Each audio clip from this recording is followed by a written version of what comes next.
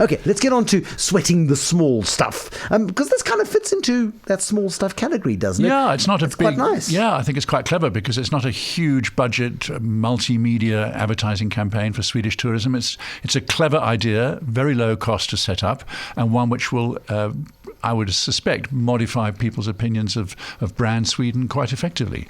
So that and one other thing that happened to me this week set me thinking about sweating the small stuff. And the other thing was I was asked by some young entrepreneurs who are trying to introduce a new coffee brand on the East Rand, or currently on the East Rand, but they obviously want to go global from Benoni.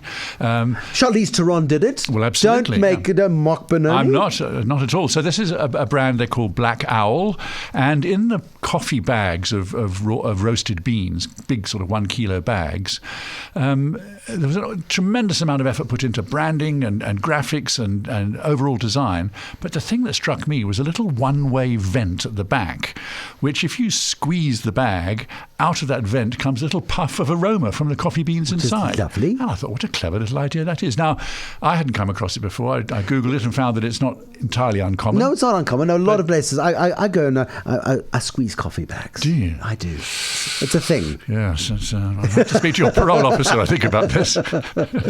My ankle tag doesn't work, so it's fine. They can't find me. So that reminded me of how really a very small aspect of a brand can be the thing that resonates with you. I was lucky enough to be in LA last year, and at the Tesla car showroom, there's 1,001 things to remember if you want to about the Tesla in the way that's different from almost any other car on the roads. But the thing that struck me was one little dial on the dashboard, which was the performance controller, the power controller. Had 3 settings: economy, sport, and insane.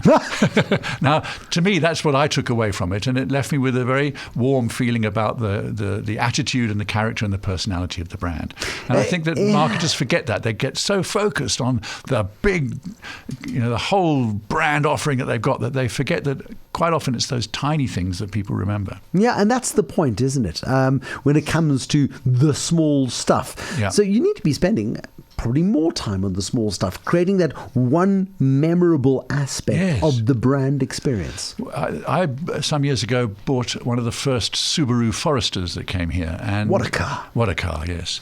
And the one thing that I really remember about the car, which I really liked, was that in the headlining inside, there was a little button you pressed, and down dropped a little small thing to contain your sunglasses. Now, for people who spend half their lives trying to get sunglasses out from underneath the seats or jammed between the handbrake and the fascia, to have a special dedicated sunglass cubby struck me as being very clever. But here's what counts. What it says to the driver is, if they've thought that much about that little part of the car, imagine what the rest of the car must be like. And it's that metaphor of concern for the detail that I think is what sweating the small stuff is all about. A cynic might say they spend so much time wasting time looking at that silly cubbyhole for the spectacles. What did they forget? Yes. But I get that, and it becomes that lovely touch. And I think a lot of cars nowadays have introduced that kind of feature.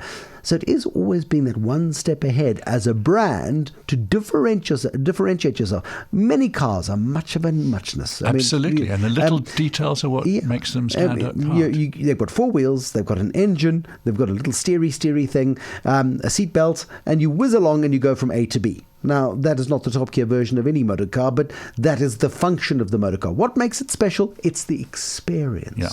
Well, take another category. Take airlines. If you want to fly from here to London, you've got a choice of lots. Well, 3 direct and another bunch will go through Europe. And essentially, they'll be flying broadly the same plane, same kind of configuration, similar prices, taking off at a similar time in the evening, arriving in Europe at a similar time the next morning. There's not a lot functionally to differentiate them. Then along comes Richard Branson, and he says, well, I'll also fly 747s and all of this stuff. I'll do all the basics the same way that everyone does it.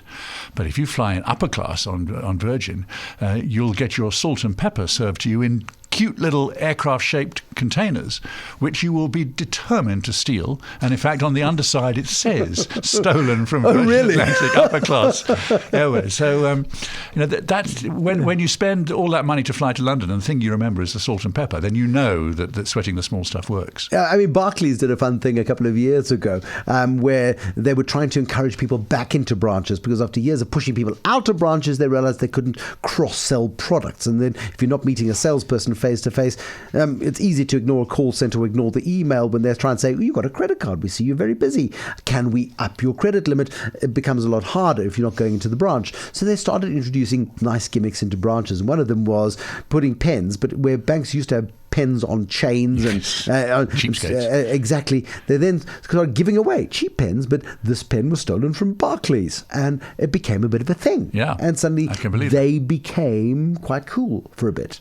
But of course, it can work the other way, particularly in service industries or in industries that have a service component, because a little error, a little mistake, a little element of bad service can tarnish the whole brand. And you can find that a marketer has spent gazillions on building favorable perceptions about his or her brand.